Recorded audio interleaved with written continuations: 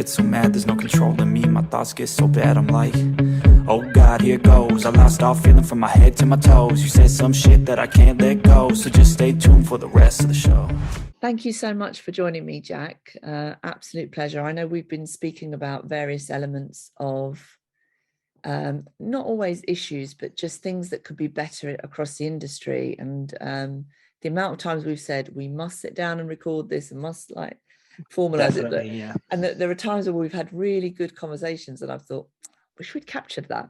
Yeah. So let's see if we can do it this time. But I'm going to get you to introduce yourself. I know you've been in the industry a long time, but for people who might not know you, there must be of course. one person who doesn't know you. Yeah, no, there must be a few. There are definitely a few. But yeah, I mean, I've been in the industry now since 2001. So I actually joined at 16 on 4 weeks work experience, as many of us do into the industry.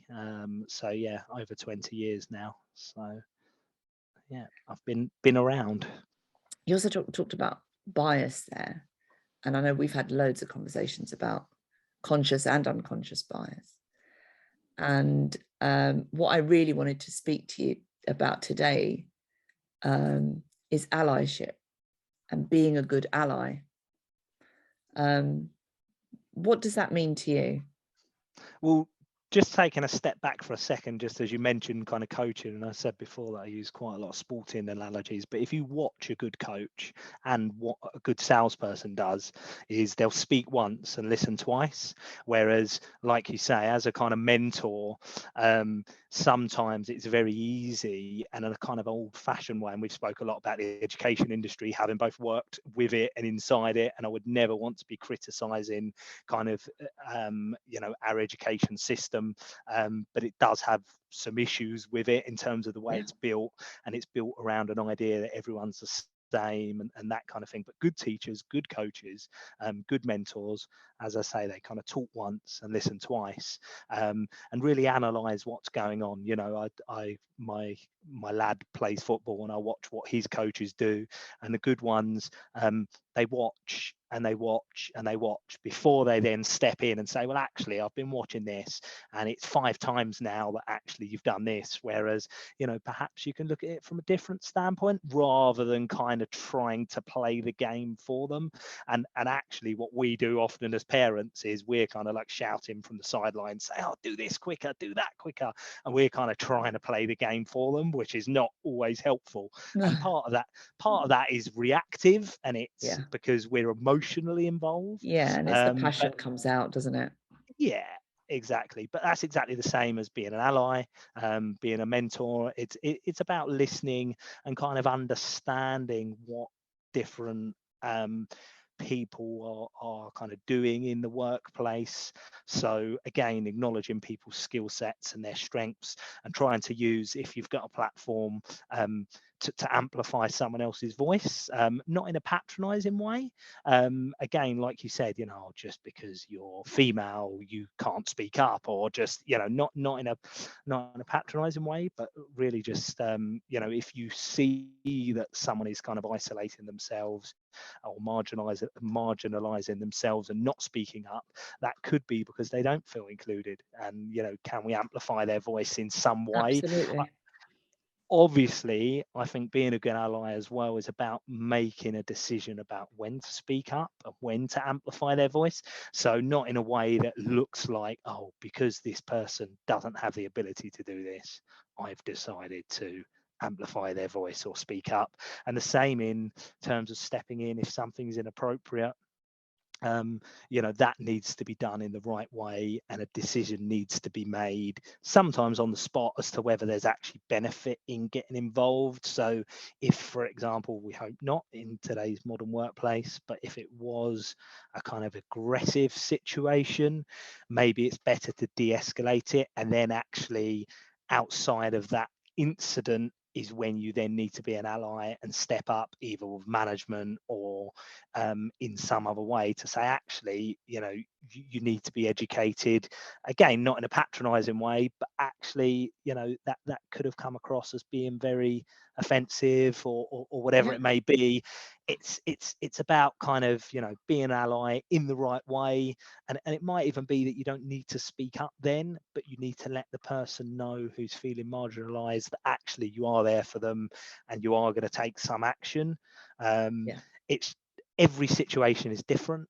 I'm not saying that it's always right to stand up in the middle of the office and start shouting and screaming, because sometimes that can have a detrimental effect. But it's just about, like I say, maybe speaking once and listening twice and kind of analysing what's happening. Yeah, I mean, I've always said to my children, there's a reason you've got 2 ears and 1 mouth. You use them in that ratio. But and yeah, you've made so many points there that my thoughts are actually just spinning. So I'm going to try and just stick to that. Some of the points you made around being an ally, and also to really identify the difference between that whole the pushback we get when we hear people talking about cancel culture, or you can't say this and you can't do that and whatever. It isn't about that, actually. And it's not about saying to people or making judgments. I mean, and you're absolutely right. The first point is check in with the person who you think might be at the receiving end, and check in that they're happy for you to speak up for them. And it's hard. And I don't for 1 minute think it's an easy conversation. It's out of people's comfort zones. And I've seen it firsthand where people have retrospectively told me, I wish I had said something earlier. I wish I had done something. And I've over my years, years ago, seen many things that I just didn't have the confidence to speak up about. And sometimes says something about the person as well, that they don't want to get involved and they think it's not, well, it's, it doesn't affect me. I'm just going to get on with, everything's fine in my world, and it's, let them deal with it. But in a lot of cases, I really do believe that people can see the injustice, see that something's wrong, see a continual pattern sometimes, and just not have the words or the confidence to broach the subject, because it's always been a little bit taboo, especially in the workplace, that if you've got a culture where a lot of people like banter, and the same jokes are then wearing thin for one person or a smaller collective, how would you encourage people to break that mold? Again, I mean, I think it can go one of two ways. Like you say, it's either that someone actually is fully complicit and knows and fully understanding of kind of what they're doing. And like you say, it's not about cancel culture. It's not about being a snowflake or whatever other terms people, who like you say, Woke. there's yeah, exactly. Yeah. It's not about being woke. Yeah. Or whatever terms people want to use because they want to say what they want when they want. And I often use a term that people say, there's no free speech anymore, and I often say, well, there is. You're completely free to speak, but what you're actually asking for is consequence-free speech. So you don't want any consequences of what you're saying. You can say whatever you want to me, but there might be consequences. And in fact, it's a free country. Well, yeah, it is. If I want to physically abuse someone, I can. I'm free to do it if I'm that way inclined, but there will be consequences. I might be arrested. There's a reason we have laws. Yeah, exactly. And the same with speech. There will be consequences of your actions, or kind of as your speech, or of your speech. I don't ever slow up, no, I don't take shit. I got no love for the fakeness. If you wanna play tough and wanna hate this, I'll always show up.